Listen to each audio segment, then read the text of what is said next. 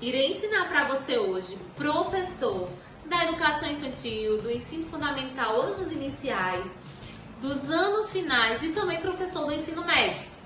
Independente do seu componente curricular, você está em dúvida na hora de planejar suas aulas remotas? Está em dúvida principalmente na hora de contabilizar as suas aulas? Está gravando um vídeo, está organizando o material, está colocando na plataforma e não sabe como contabilizar a carga horária daquele vídeo? É importante que você, professor, crie o seu relatório e aprenda como realmente controlar e acompanhar as suas aulas no período remoto. Irei ensinar para vocês hoje, passo a passo, como realmente organizar o seu relatório e principalmente contabilizar as suas aulas remotas. Vamos lá? Então, pessoal, olha só, elaborei essa rotina das aulas remotas para o mês. Então, aqui a gente vai colocar, tem 2020, mas vamos colocar 2021, tá? Então, aqui, como é que vai acontecer essas aulas?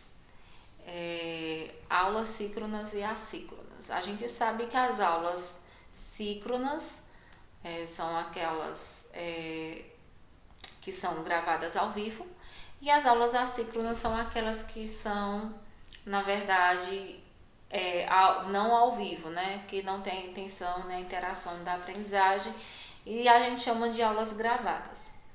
Como vocês podem ver, aqui eu coloquei semana, coloquei primeira semana, segunda semana, terceira semana, quarta semana. É claro que vai aumentando o espaço, né? E a gente vai começar aqui, vou mostrar para vocês. Ó, esse é o modelo. Descrição pedagógica das atividades. Primeiro, só voltando aqui, você vai colocar o mês, você vai colocar a série, né, a turma. E aí, descrição pedagógica das atividades. Então, é importante que você descreva a atividade que você vai estar trabalhando nesse momento. Aulas ao vivo no Meet, né? Ou aulas gravadas na plataforma. Então, descreva, né, de que forma pedagógica você vai estar fazendo essa orientação. Então, eu tenho aqui na primeira semana, na segunda-feira, eu vou trabalhar com língua portuguesa. Língua portuguesa, então, vou ter aula ao vivo. Ah, Raquel, mas a aula ao vivo às vezes só dura 30 minutos. Às vezes dura 40 minutos, às vezes dura 30 minutos. Realmente, a aula ao vivo é diferente, a aula ao vivo, a aula gravada é diferente de uma aula presencial, porque são vídeos, né? Então, na sala de aula a gente sabe que tem aquela interrupção do professor com o aluno, aquele momento pedagógico do aluno, do professor dar aquela pausa para uma atividade de sala, sai de cadeira em cadeira acompanhando o aluno. Então, são 4 horas, 5 horas de aula, mas tem as interações de aprendizagem dentro da sala de aula. Esse formato fica complicado de forma remota. Então, quando a gente coloca aqui, eu gravei 30 minutos, 40 minutos. Sabemos que temos uma carga horária por disciplina. Então, cada componente curricular tem sua carga horária obrigatória.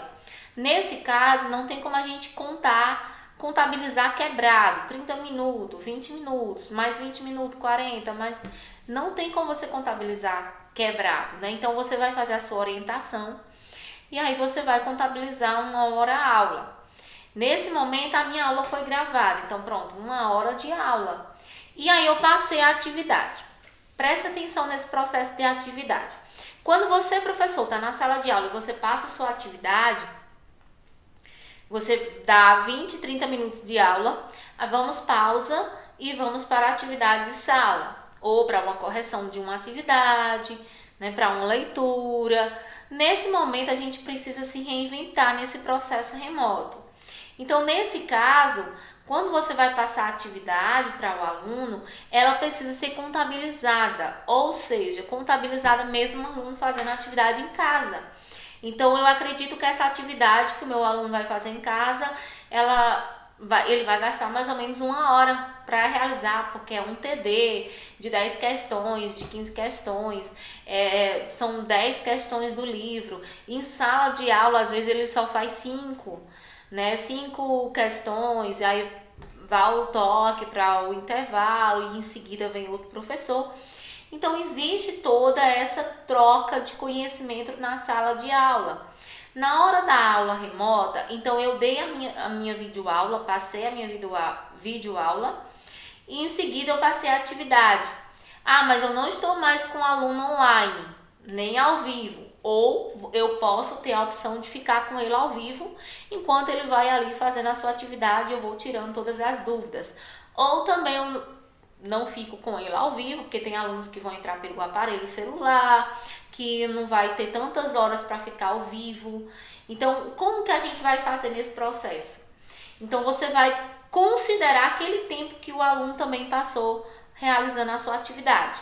É claro que você não vai considerar tempos demasiados, 2 horas, 3 horas. Não, você vai ter realmente conhecimento da quantidade de tempo. Então, eu passei uma atividade aqui, ó, eu coloquei, né, que eu tive o vídeo, que foi 1 hora a aula, e logo em seguida eu tive a atividade, que foi vamos passear na escrita, nas páginas 10, 11 e 12. Então, eu acredito que esse aluno ele vai gastar 1 hora realizando, porque são 10, 11 questões. Tem aluno que vai terminar mais rápido, tem aluno que vai demorar um pouquinho, então é importante considerar esse momento também. Logo em seguida, a gente tem aqui uma aula de história e depois uma aula de religião. Então, contando aqui, eu tenho 1, 2, 3, 4 horas, né? 5 horas de aula. Então, eu tenho aqui 5 horas de aula. Na terça-feira, eu tenho língua portuguesa, a atividade, né, de estudo em casa. Então, são aqui 1 hora de aula ao vivo, presencial. Você pode colocar que é ao vivo, você pode colocar que é presencial. E aí você teve, né, uma aula gravada e uma aula ao vivo, então você coloca 2 horas de aula.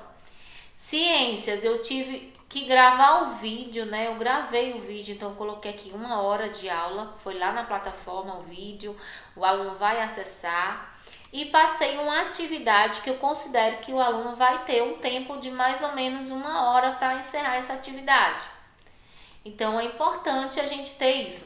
O que é que eu explico para você? Quando você está na pós-graduação, você vai para a pós, você recebe um cronograma da pós e lá tem dizer assim 30 horas de aula.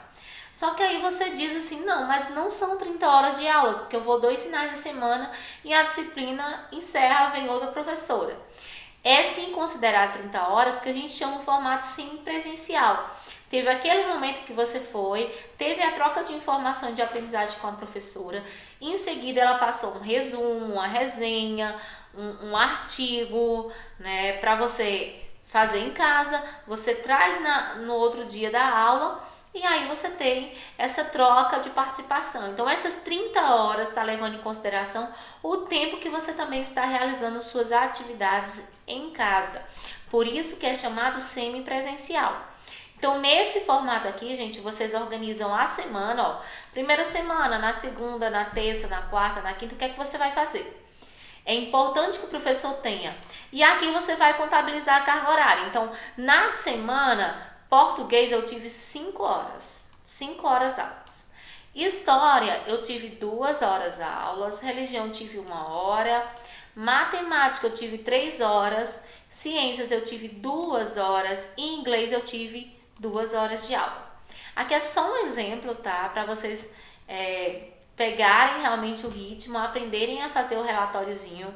Você pode fazer relatórios separados, aulas síncronas e aulas assíncronas.